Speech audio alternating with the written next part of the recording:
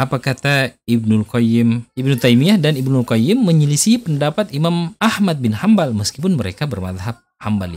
Mengaku salaf tapi menyelisihi madhab salaf. Nah, inilah salah satu bukti bahwa Ibnu Taimiyah bukan salafi. Dan masih banyak lagi bukti-bukti yang lain yang insya Allah akan kita bahas. Sedangkan Ibnu Taimiyah di sini itu bisa dipahami dengan makna tangan, meskipun tangannya ini tidak serupa dengan tangan manusia.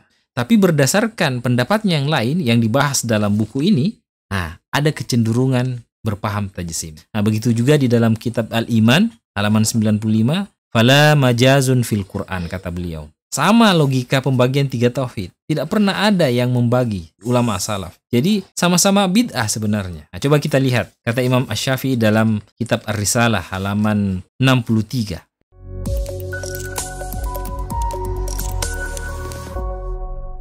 Assalamualaikum warahmatullahi wabarakatuh. Salam harmoni. Sahabat-sahabat harmoni sekalian, kembali kita akan mengkaji kitab yang berjudul Ibnu Taimiyah Laisa Salafiyan. Nah, ini video part kedua ya. Bagi teman-teman yang belum menonton, di part pertama silahkan nonton dulu supaya pembahasannya bisa nyambung ya. Nah, di pertemuan sebelumnya kita sudah membahas pandangan-pandangan ulama selain Ibnu Taimiyah tentang madhab salaf terkait ayat-ayat sifat Allah. Yang kesimpulannya, menurut mereka ini, metode salaf tentang ayat-ayat sifat itu dikembalikan kepada Allah. Diistilahkan dengan metode tafwid. Kenapa dikembalikan?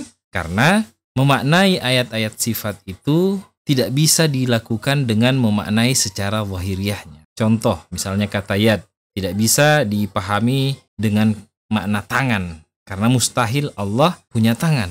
Laisa kamitslihi syai'un. Sehingga ya kalau begitu dikembalikan apa maknanya kepada Allah. Tafwid. Tafwid itu singkatnya Allahu a'lam. Hanya Allah yang tahu maknanya. Nah, kemudian bagaimana pandangan salaf tentang ayat-ayat sifat menurut Ibnu Taimiyah?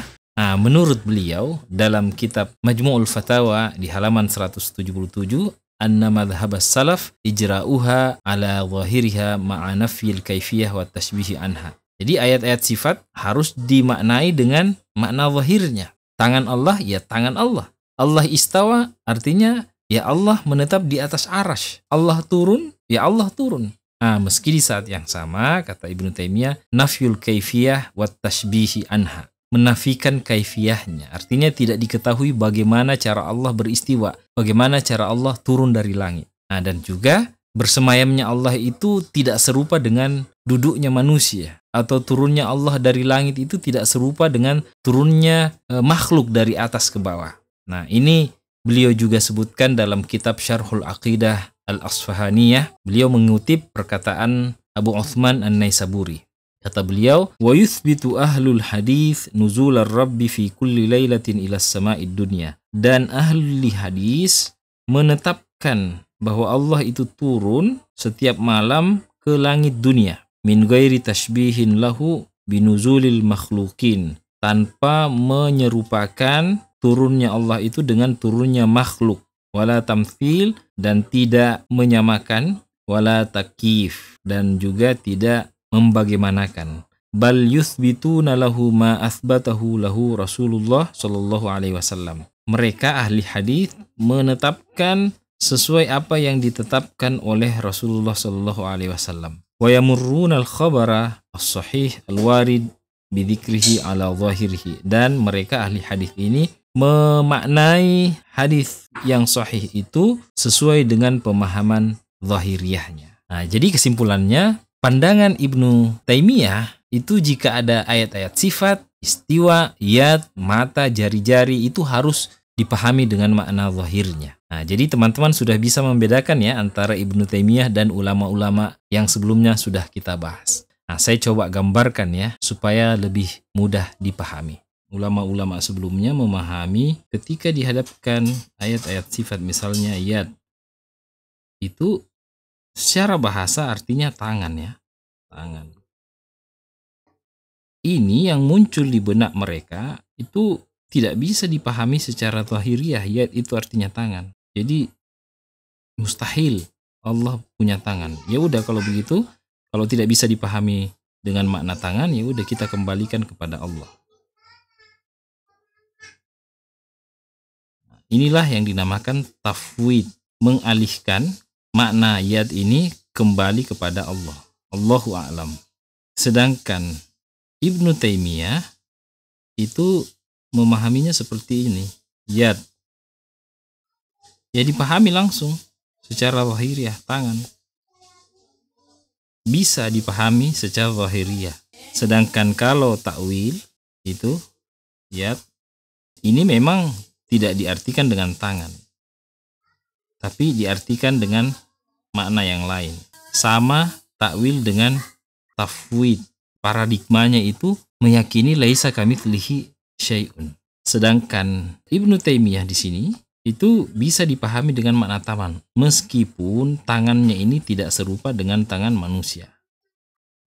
Tidak serupa dengan makna manusia. Nah itu ya perbedaannya. Lantas bagaimana persamaannya? Nah mereka sama-sama tidak boleh menyamakan sifat-sifat Allah dengan makhluk. Min ghairi tashbihin wala tamthil. Sama-sama laisa kamitslihi syai'un. Tidak mungkin Allah serupa dengan makhluknya. Jadi sebenarnya perbedaan mereka hanya pada cara menyikapi lafaz atau redaksi ayat-ayat sifat. Yang satu memahami secara lahiriah, yang satu menganggap tidak dipahami secara lahiriah tapi harus ditafwid. Nah, kalau dibandingkan di antara dua pendapat ini, kira-kira yang mana yang lebih selamat? Kalau menurut saya, yang paling selamat adalah tafwid atau takwil. Kenapa? Karena ini lebih menghindarkan kita dari menyerupakan Allah dengan makhluk. Kita bisa lebih berhati-hati. Jadi kemungkinan seseorang meyakini Allah punya tangan itu bisa lebih diminimalisir.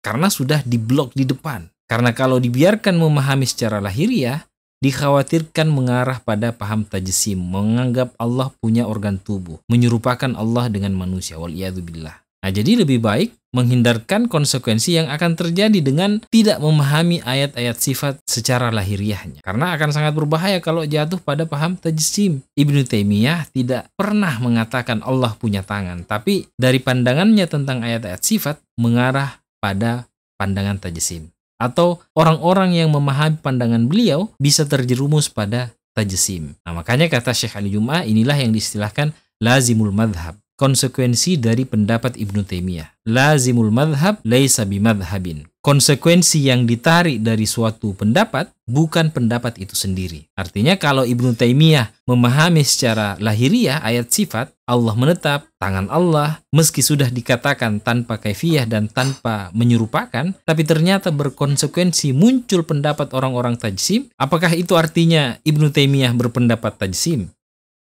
Nah, jawabannya tidak. Berdasarkan kaidah ini, lazimul madhab laisa bimadhabin. Tapi berdasarkan pendapatnya yang lain yang dibahas dalam buku ini, ada kecenderungan berpaham tajsim. Nah, jadi sekali lagi, yang paling aman menurut saya untuk terhindar dari konsekuensi pemahaman tajsim, lebih baik tidak mengikuti pendapat Ibnu Taimiyah tentang ayat-ayat sifat. Bagi yang mengikuti silahkan, tapi hati-hati, jangan terjerumus pandangan tajsim, tasbih atau tamthil. Nah selanjutnya, kenapa Ibnu Taimiyah sangat kekeh dengan pandangannya bahwa ayat-ayat sifat harus dimaknai secara lahiriahnya? Nah ini terkait dengan pandangan Ibnu Taimiyah tentang majaz yang dibahas di bab atau pasal kedua buku ini. Jadi majaz itu contohnya begini ya, bagi yang kurang tahu. Saya kira ini sudah dipelajari di sekolah ya. Misalnya saya mengatakan saya melihat rembulan di dalam kamar sedang bercermin. Jadi rembulan yang saya maksud bukan rembulan seperti yang kita lihat di langit malam hari. Tapi yang saya maksud di sini adalah istri saya yang sedang berdandan di depan cermin. Nah, menurut Ibnu Taimiyah tidak ada majaz dalam bahasa Arab. Yang ada hanya hakikat. Nah, kata beliau, hadza taqsim huwa istilahun hadithun ba'da inqida'il quruni thalathati lam yatakallam bihi ahadun. Kata beliau, pembagian ini adalah istilah baru yang baru muncul setelah abad ketiga. Dan sebelumnya tidak pernah ada yang mengatakan ini, kata Ibnu Taimiyah. Nah, begitu juga di dalam kitab Al-Iman, halaman 95, fala majazun fil Qur'an, kata beliau. Tidak ada majaz dalam Al-Quran. Bal wa taqsimul lughah ila haqiqatin wa majaz taqsimun mubtadi'un muhdithun lam yantiq bihi as-salaf wal khalaf. Dan pembagian bahasa ke dalam hakikat dan majaz adalah pembagian bid'ah yang baru yang tidak pernah ada ulama salaf dan khalaf mengungkapkannya. Nah, begitu pula di halaman 74. Wa innama hadza istilahun hadithun ini adalah istilah baru. Wal ghalibu annahu kana min jihatil mu'tazilah wa nahmihim. Dan ini biasanya pendapatnya orang-orang Mu'tazilah dan yang semacamnya, minal mutakallimin, dari orang-orang ahli kalam. Fa innahu lam yujad hadza fi kalam ahadin min ahli al-fiqhi wal usul wat tafsir wal hadith wa nahwihim minas salaf. Dan ini tidak ditemukan di ucapan-ucapan ahli fikhi, usul fikhi, ahli tafsir dan hadis dan yang semacamnya dari ulama-ulama salaf. Nah, itu kata Ibnu Taimiyah. Nah, betul nggak tidak ada salaf yang membahas tentang majaz ini? Nah, sebenarnya beliau sendiri yang menjawab. Wa awwalu man takallama bihi Abu Ubaidah Muammar bin Al-Muthanna. Yang pertama kali yang berbicara tentang majaz adalah Abu Ubaidah. Nah, siapa Abu Ubaidah ini? Nah, coba kita lihat di kitab Siyar A'lam An-Nubala, ensiklopedia tokoh-tokoh muslim yang dikarang oleh Imam Az-Zahabi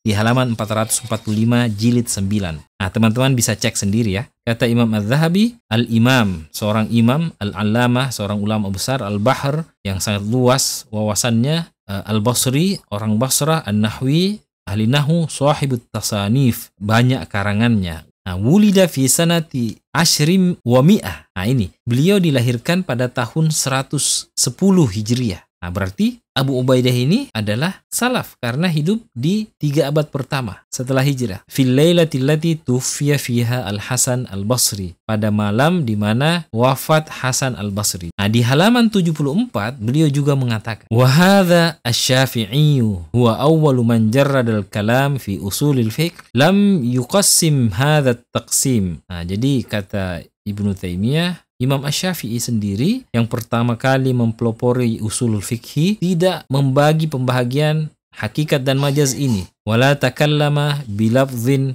al-hakikah wal majaz, dan tidak berbicara soal hakikat dan majaz. Nah, tapi sebenarnya meski Imam Syafi'i tidak menyebutkan pembagian hakikat dan majaz, tapi Imam Syafi'i menafsirkan ayat dengan pemahaman majaz. Sama logika pembagian 3 tauhid. Tidak pernah ada yang membagi ulama salaf. Jadi sama-sama bid'ah sebenarnya. Apa yang dipahami oleh Imam Syafi'i inilah sebenarnya yang juga dipahami oleh ulama balaghah tentang majaz. Bahwa majaz itu ada qarinahnya, ada tanda-tandanya sehingga dia tidak dipahami dengan hakikatnya, dengan aslinya. Nah, coba kita lihat. Kata Imam Asy-Syafi'i dalam kitab Ar-Risalah halaman 63. Babus sinfil ladzi yubayyinu siyaquhu ma'nah. Bab tentang jenis perkataan atau lafaz yang dijelaskan maknanya oleh siyak kalimat. Jadi redaksi secara keseluruhan yang menjelaskan maknanya. Nah, ini dicontohkan di dalam firman Allah, was'alhum 'anil qaryati allati kanat hadiratal bahr. Tanyakanlah kepada kampung yang berada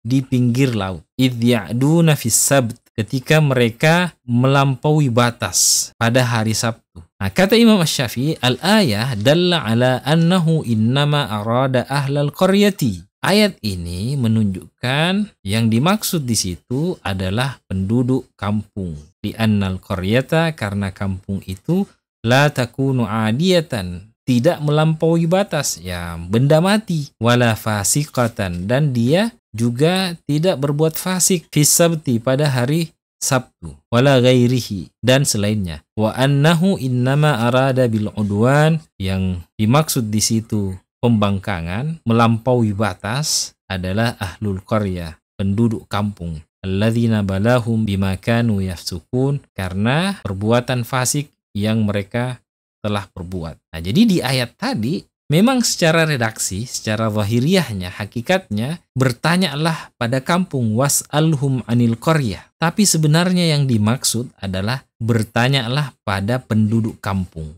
Inilah majaz. Nah, sama seperti majaz yang kita pelajari sewaktu di sekolah dulu, di SD bahkan.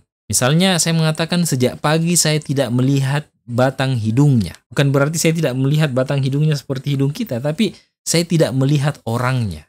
Nah, ini majaz. Nah, begitu pula di ayat lain, Imam Asy-Syafi'i menafsirkan dengan makna majaz, bukan dengan makna hakikat. Memang beliau tidak melafazkan, tidak menyebutkan ini majaz, enggak, tapi beliau memahami dengan makna majaz. Wa kam qasamna min qaryatin kanat zalimatan. Betapa banyak yang kami telah binasakan dari penduduk kampung. Kanat zalimatan, yang berbuat zalim. Nah, kemudian kata Imam Asy-Syafi'i, wa hadhil ayah fi mithli ma'nal ayah qablaha. Ayat ini maknanya sama dengan ayat sebelumnya. Fa dzakara qasmal qaryati. Allah menyebutkan qasmal qaryati, membinasakan kampung. Falamma dzakara annaha zalimatan, ketika Allah menyebutkan berbuat zalim, bana lis-sami'i anna adh-dhalima innama hum ahluha. Ketika menyebutkan zalimatan, berbuat zalim, kan nggak mungkin kampung berbuat zalim. Maka yang akan terlintas di pendengaran kita, kezaliman itu dilakukan oleh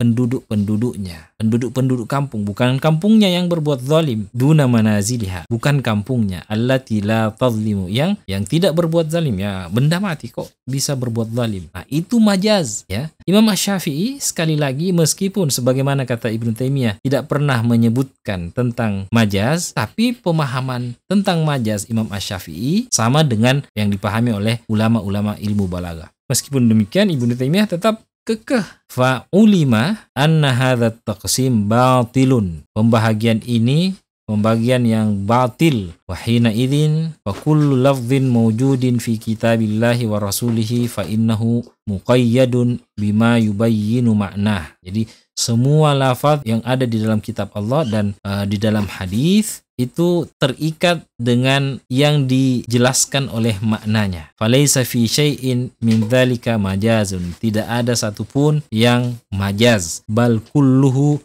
hakikatun. Semuanya adalah hakikat. Nah, jadi Imam Ibnu Taimiyah tidak mengakui adanya majaz baik di dalam Al-Quran maupun hadis. Berbeda dengan pemahamannya Imam Asy-Syafi'i tadi.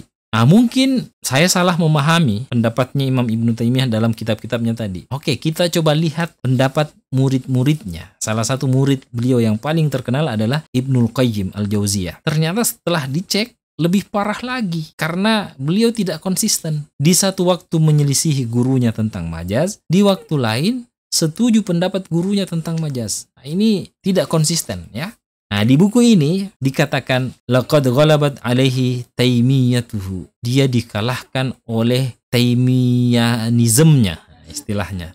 Sangat taklid kepada gurunya Ibnu Taimiyah. Coba teman-teman lihat di kitab Ibnul Qayyim Al-Jauziyah, di kitab Al-Fawaid Al-Musyawwaqah ila Ulumil Qur'an wa Ilmil Bayan. Jadi di dalam kitab itu Ibnul Qayyim menyelisihi gurunya karena beliau menjelaskan tentang pembahagian-pembahagian majaz. Sedangkan di kitab lain beliau setuju dengan gurunya. Coba lihat di kitab As-Sawaid Al-Mursalah di halaman 243. Apa kata Ibnul Qayyim yang mengikuti pendapat gurunya? Anna taqsimal alfaz ila hakikatin wa majaz laysa taqsiman syar'iyyan wala aqliyan wala lugawiyan. Pembahagian lafaz kepada hakikat dan majaz bukan pembahagian syar'i. Secara akal juga tidak bisa diterima dan secara bahasa. Bahwa istilahun hadatsa ba'dal qurunith tsalatsa. Istilah yang baru muncul setelah abad ketiga Hijriah. Jadi dianggap bukan pendapatnya salaf. Sama pandangannya Ibnu Taimiyah. Padahal di kitab sebelumnya tadi, beliau membahas tentang majaz, panjang lebar. Tapi di kitab ini, beliau mengikuti pendapat gurunya. Nah, jadi tidak konsisten. Meskipun dua-duanya bermadhab Hambali, Ibnu Taimiyah dan Ibnul Qayyim, sama-sama berpendapat tidak ada majaz dalam Al-Quran, tapi ulama yang semazhab dengan mereka mengatakan ada majaz dalam Al-Quran. Siapa ulama madhab Hambali yang mengatakan ada majaz dalam Al-Quran? Nah, ini. Al-Qadi Abu Ya'la, Ibnu Aqil, dan Ibnul Khattab, dan yang lain-lain. Jadi banyak ulama-ulama dari mazhab Hambali yang mengakui ada majaz dalam Al-Quran. Tapi Ibnu Taimiyah dan Ibnu Qayyim mengatakan tidak ada majaz dalam Al-Quran. Nah, jadi memang Ibnu Taimiyah dan Ibnu Qayyim menyelisih pendapat Imam Ahmad bin Hambal meskipun mereka bermadhab Hambali. Nah, makanya kata Ramadan Al-Buti, Ibnu Taimiyah itu menyelisihi madhabnya, yaitu madhab Imam Ahmad bin Hambal. Mengaku salaf, tapi menyelisihi madhab salaf. Tidak konsisten terhadap madhabnya. Nah, inilah salah satu bukti bahwa Ibnu Taimiyah bukan salafi. Dan masih banyak lagi bukti-bukti yang lain yang insya Allah akan kita bahas di pertemuan berikutnya. Oke, kita cukupkan dulu videonya ya. Jangan lupa subscribe dan share jika video ini dianggap bermanfaat. Oke, terima kasih. Saya akhiri, wallahul hadi ila sirati mustaqim. Assalamualaikum warahmatullahi wabarakatuh. Salam harmoni.